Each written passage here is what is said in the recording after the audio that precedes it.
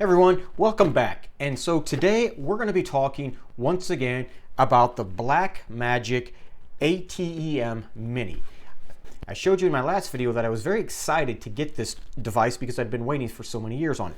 So today we're going to look at this device to see why now, after spending some time with it, that I believe that this is really a tool that you want to put inside of your production studio, whether it's one for a personal use, maybe a school use, or even a very small venue. This right here is definitely going to change the way you shoot, record, and produce your videos.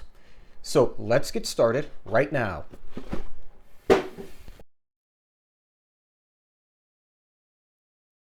As I said, this is the Blackmagic ATEM Mini. This is a 4-port HDMI switcher. And what this is allowing us to do is going to allow us to switch seamlessly between multiple cameras. And by that, I mean it's going to allow us to hook up multiple sources that have an HDMI output, and it does not matter the configuration of those. I could have sources that may be a 720p, a 1080p, maybe some of those are running at 30 frames per second, some of them at 60 frames. It doesn't matter. This will go ahead and it will convert those to the proper format and scale them to go out into one nice, neat format. And by that, it's going to allow you to have seamless transitions between cameras. For example, I have 3 cameras with me today. I have camera 1, camera 2, and then camera 3. With that being said, I apologize for the reduction in video quality today. I'm using 3 similar HD cameras made by Sony. These are quite old. They shoot at 1080p, 60 frames per second, but they are consumer models and they don't have the best image quality. But I needed to use similar cameras, so when I would do the switching, the image quality would remain approximately the same. So let's talk about why you want this switch. First of all, it's heavy duty. It's got nice tactile buttons here for you to do the switching. You can use the actual software from Blackmagic to help you with this, but you don't need to use that. You can if you want to get some extra features, which we will cover. But there are some other features in the software that will allow you to do some really great things that you couldn't do on this particular unit itself. With that being said, you'll notice that the unit is quite small. It's very portable. We have our 4 HDMI inputs for camera 1, 2, 3, and 4. We also have an output that we can go ahead to an uncompressed raw recorder if we wanted to, or another capture device. So we've also got this output right here, which is the webcam. This unit right here is going to allow us to connect to a computer. We can connect to multiple programs such as Wirecast, or in my case, I'm using OBS for today. So it's really nice that this does all the heavy lifting, and it's only $300. The unit itself has a variety of menus and options. So for example, you'll notice we have 2 microphone inputs. I'm wearing one microphone right now, and I can shut that microphone off. I can make adjustments to the volume or the input gain if I needed to. I can also do the same for the actual microphones on the cameras. And that's really nice because what that allows me to do is it allows me to get some more audio channels, because each camera has its own microphone, but you could also, depending on your camera, have a microphone plugged into that. So now all of a sudden you've went from just 2 microphone inputs to possibly up to 6 if you have cameras that have microphone inputs. Each camera is also equipped with an AFV. An AFV is an audio follow video feature. What that means is that you are now able to, when you select your camera, you can have the audio from that camera switch along with it. Now that's a great feature for a live event where you have a lot of action, such as like a bike race or some type of basketball game. But generally, you're probably not going to want to use that feature because you're going to be using audio from the microphone inputs. So it is a nice feature, and if you want, you can shut it off. I've already shut mine off. By default, they're off. You can also adjust the gain for each microphone for each input. Now, with that being said, you'll notice that there are some red lights here. The red lights indicate what is actually on. So the red lights are kind of the tally lights, and it's really nice to have those because you can visually see which inputs you're actually using at that moment without having to look at the screen. You can also see which features you're using, and by that, let's look at a couple of the other features this particular switch has. Now, we have of course, the ability to go from camera to camera. I'm using 3 of them today, but you can also use custom transitions. And by that, I mean, if we look over here on the right, we've got a variety of transitions here. And if you want, you can add a little bit more flair to your production by using some of these. And let's start with this first one right here, which is going to push the picture from left to right when I transition. And we're going to go from left to right. We're going to then select the button called Auto. Auto is going to automatically enable that particular transition, and it's going to allow us to then use that transition for each time we transition from one input to the next. So for example, when I go from camera 1 to camera 2, you're now going to notice that there's that push over. I go back, it's going to continue that again. Let's go back to the actual surface here. So on the control panel, let's select another one. We're going to do this one that's a squeeze one. I'm not really sure when you would use this, but when we do that, it's going to squeeze over. So you might be able to squeeze a little bit more out of your productions with that.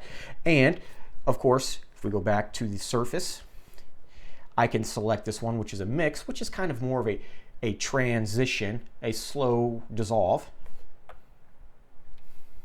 So nothing fancy with that one, just a very smooth transition. That might be great for more of a dramatic live production. And then we have the dip. Now the dip is a little bit of a flash. This might be for something a little bit more action oriented. Let's see what it is. You got that nice white flare there. And so you can see you got a little bit of variety with the transitions. I'm not a big fan of them because I don't use them much. I only use pretty much just the cut because it's simple, it's direct, and it's very easy. Now another feature this switch also has is if you look at the control panel, you have FTB. FTB stands for fade to black. So what that just simply means, if I push that button, the image fades slowly to a black screen. I push it again, it fades back in.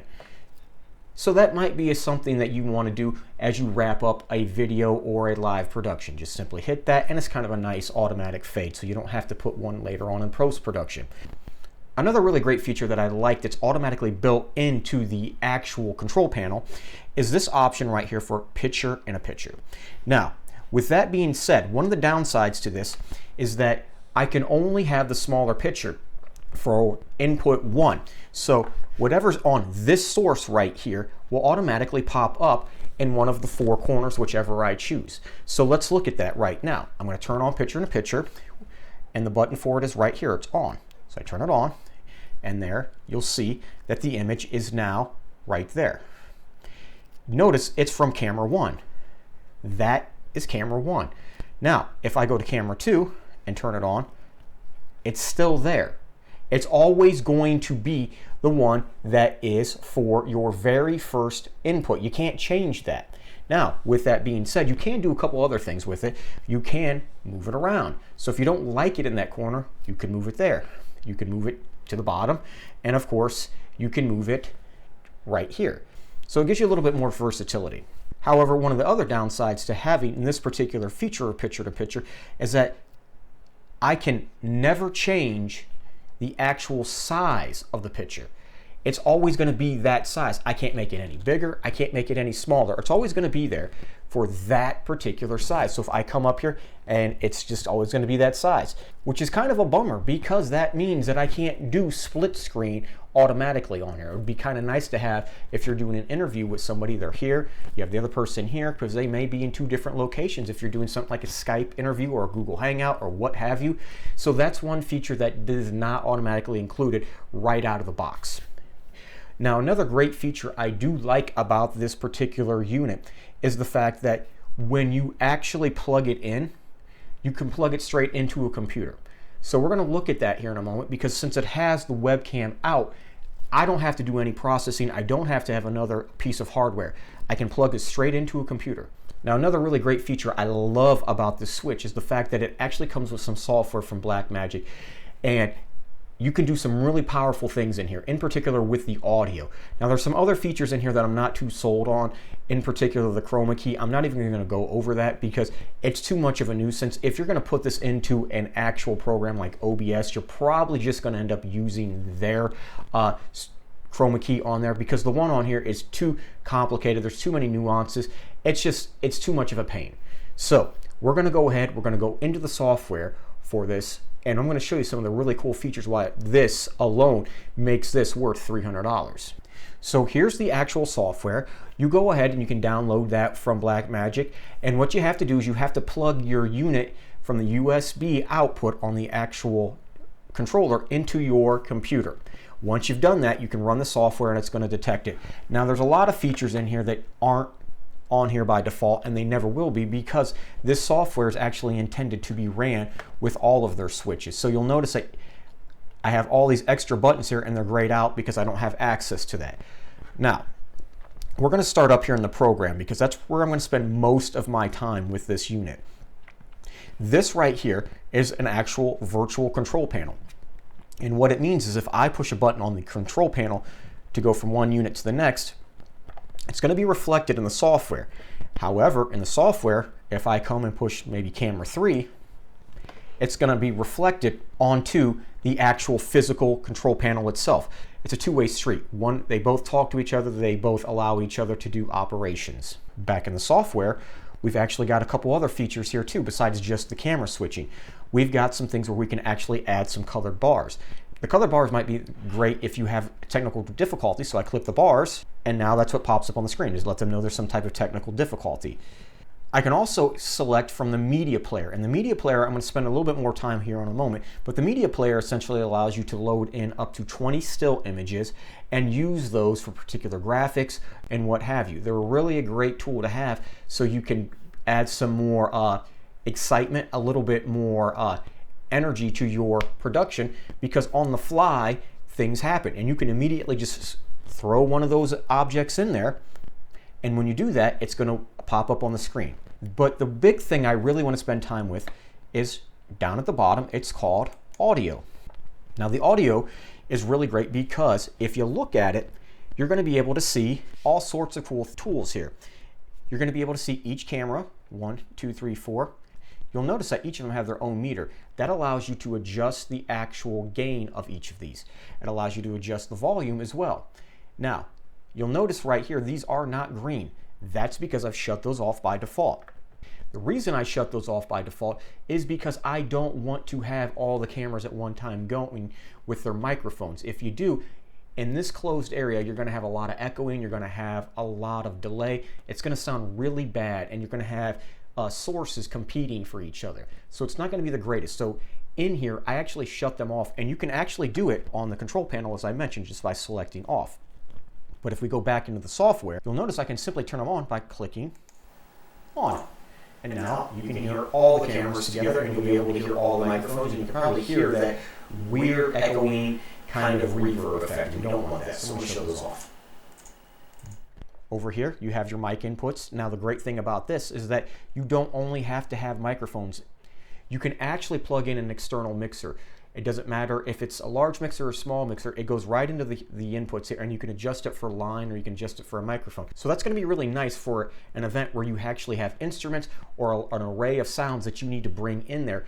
Because if you're in an event where there's, let's say, a lot of instruments and you have to mic them all, the mixer will mix them, you'll bust them out into here, and then from there, you can make your adjustments here. Now, the really big tool that I like inside of this software is one that most people probably will not use.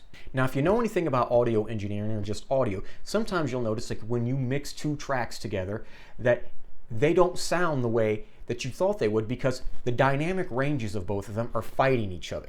They're too powerful. So a way you compensate for that, whether it's music or whether it's voices, is something called a compressor. Now this particular software that they have in here is made by Fairlight, and Fairlight used to be owned by somebody else. Blackmagic bought them, and they are a high-grade audio production. They usually use it for a lot of film and theater productions, and what this is going to allow us to do through the software is add a compressor. And by adding the compressors, you're going to mix the actual sounds that are coming into this unit, and when you mix them, they're going to sound more natural, they're not going to be so overpowering, and they're not going to be competing. So let's look at how you add a compressor to this. So when I go to the actual software, you're going to notice there's things called dynamics. The dynamics are where you can add the actual effects. You can add them to each individual channel if you want, or you can do it globally. So it's really at your discretion. Now in my case, if I select right here for mic 1, it brings up this other window. And when I bring up this other window, you're now going to be able to see the options that I have. We have things called an expander, gate, compressor, and limiter. All of those are great functions, but the one that we are concerned with the most is going to be compressor. So if I click the compressor, it's going to turn it on. And now you've got this nice envelope that you can adjust depending on your needs. And you look here, it's going to talk about what we call the gain reduction. The gain reduction means it's going to pull down the actual audio, but it's not going to destroy it. It's just going to pull it down, so it's going to not have such a high dynamic range. So when we mix it, I'm going to go ahead and shut mine back off. And the reason I think that feature and that audio package right there really makes this control panel and the switch really a steal is because if you want to make your videos high quality, we can't just focus on the visual part. The audio part has to be there as well. And if you spend some time here, you're going to seamlessly be able to integrate your audio in a way that's natural, pleasing, and add a huge presence to your videos. So right there alone is a perfect thing. Now there's another feature I want to show you if we go back to the software, and that is that media player. So let's look at the media player and what I mean with it. First thing, I want you to look right here. On the unit, there's something called still and there's something called black. This is what I was talking about earlier, that if you have some type of error in your live production, you can quickly hit one of these buttons. Like for example, if I have something that wasn't supposed to happen, I hit the black, the picture automatically goes black. Now that may be great because I may need to quickly censor something, or there might be a glitch. If I hit one of the inputs, it's going to bring the picture back. Now, there's another feature called still. The still is the one I really like. Yeah, it's very simple here that I'm going to show you, but it's probably one of the most powerful things you can have on this particular unit. So let's go into the software. So back in the software here, we have something called our media players. If you notice our media player, we're able to put 20 still images in here. Now the still images can be PNG, JPEGs, or even PSDs. The reason I really like the fact that you can use PSDs is because you can put it in a directory. And as your production's going on, you can in real time update the PSD and it will be reflected automatically into the software. So you don't have to be restrained by creating a new file each time. And that's a really great feature to have because it allows you to do things in more real time, accurate, and also cut down some of your production time, which is what I think all of us want. If we come down here to where it says media, you'll notice right here, I can put up to 20 images in here, and right now I'm only going to add a few. So let's go ahead and add those right now. So here are my images. Now the thing you want to do is whatever images you put into the media player, you want to make sure that the resolution matches your output resolution. Mine's running at 1920 by 1080. So all of these are actually already at 1920 by 1080. And what you do is you just simply drag them into the corresponding empty box that you want to put it there. And these can be your media players. Now if I come back to the switcher and I can now choose any of those images, for example, I'm going to choose the one that says capture. So now in this control panel, I can manually put that image in here. So when I come here, if I click the button still, there it is. That automatically pops up. And so if I hit another input, it shuts it back off. I can then go ahead and select another image if I want in place of that. Let's do that right now. All I do is come up here, back to the media player and select an image. This time I'm going to put the sunset. And now if I come back to the control panel and I hit still, hey, it's a beautiful sunset. So that's really going to be a really nice tool to have. It's kind of a great way to maybe do some sponsorships if you have something like you're doing a live event and you're streaming this, or it's a good way to cover up some glitches. Like if you know you're going to have a technical problem, just go ahead, put that in there. Maybe it's your logo, maybe it's some type of key information that you want your audience to know about an upcoming event, or just some information. So it's really a kind of a handy tool and it can be a lifesaver.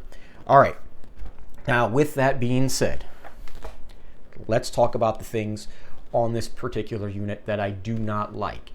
These aren't deal breakers necessarily, but there are things to be on the lookout for, because if you think this is going to solve all your problems, no, you are wrong. This has a particular purpose, and it also has particular things that it's not very good at and things that it just can't do, period. Now, the first one I want to talk about is the actual power button, or the lack of power button. This unit does not have a power button. It has no toggle switch. There's no way to manually shut this off. The only way to do it is to come over here and yank the power cable out or kill the power supply. That's not a cool thing to do, because if there's settings in here that can ruin it, it will also erase everything you just did. So you don't really want to do that. That's one of the things I don't like. Another thing I don't really like about it is that there's an actual fan in this unit. You can see the actual vents around here to help cool it down, because there's probably a lot of processing going on in here. Now, the thing that I don't like about it is that the fan inside of here, while it does do a great job of keeping it cool, because I've been running this for the last 6-7 hours, that it does get a little loud when it comes to certain things. Under heavy loads, this thing can start to wind up. The biggest time it winded up for me, and it really became a problem, was when I was updating the unit. It really got loud. But other than that, I didn't have too many problems with it, but it's something you want to be aware of, because if you're really close to the unit and it starts to kick on, you're probably going to get some of that noise in your microphone. Another thing that you probably will not like about this unit is that so much of what you need is in the software. While you can actually run what you have to out of the actual control panel, the features such as the compressor, the ability to add the media files is in the computer. That's not going to be a bad thing, but it is going to be really terrible if you are using the same computer to run the actual software, stream, and record. You're going to have a really powerful computer to do all three of those. So on my particular unit, I'm having to run this at 30 frames per second. Although the cameras are outputting at 1080p, 60 frames per second, I had to actually change the resolution in OBS to record this, because when I started to put all the sources in here, it really caused my computer to slow down. So that's going to be a problem. Now, they did try to compensate for that by adding an Ethernet port here that you can plug into a network. And that's nice, because you can actually control this from another computer. It just has to be on the same network that this is hardwired to. Which brings me to another point. I wish this unit actually had a Wi-Fi or a Bluetooth module in it, so I could control it maybe from a mobile device like my phone, maybe a tablet, or even just another laptop, without having to go through this Ethernet port. Because it's not really practical to have to hardwire this into the same network. Most of the time, since this unit's portable, you're not going to have access to that, because the switch or the router is going to be so far away. So keep in mind that you are going to need a fast computer to do all three: streaming, recording, and running the software.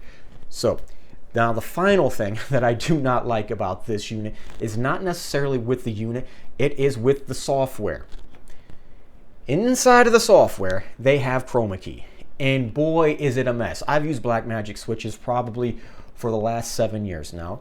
And the software's always been the same, and I know how to use it, but that's because I've been doing it for so long. Someone who buys this is generally going to be someone who has a small production studio, someone who's just starting a YouTube channel, or maybe a school, which is the reason why I bought it. I want to put this into the classroom, and I don't want to run this. This is meant for my kids to run. And so when my kids run it, it has to be easy. And I always go into the philosophy, if a kid can run it and an elderly person can run it, then all of us can run it. That's the problem. Two of those subsets cannot run it. Only an adult who probably already knows how that software works. It's too cumbersome to do that, because you have to do all these extra steps. It doesn't save the settings correctly. It's probably just easier to go into your streaming software, use the chroma key in there to get rid of whichever color you want. So that's going to be something. I know that they put that on the side of the box, that, oh, you can do chroma key, and technically you can. You can get rid of it.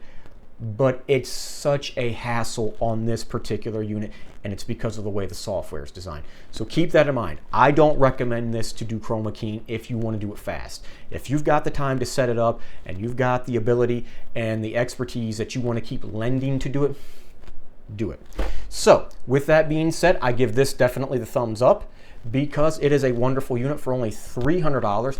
And with that, you get a great array of features. You get something that's going to make your production values much better. You're going to get something that's going to cut down your production time so much more, because you don't have to do so much B-roll, because you can do things like switching to the cameras and then switching to another And so it's going to help you mask some of those mistakes that you may make. So that's my thoughts on the Blackmagic ATEM Mini. If you have any questions or comments, please be sure to leave them below. And as always, thank you for watching.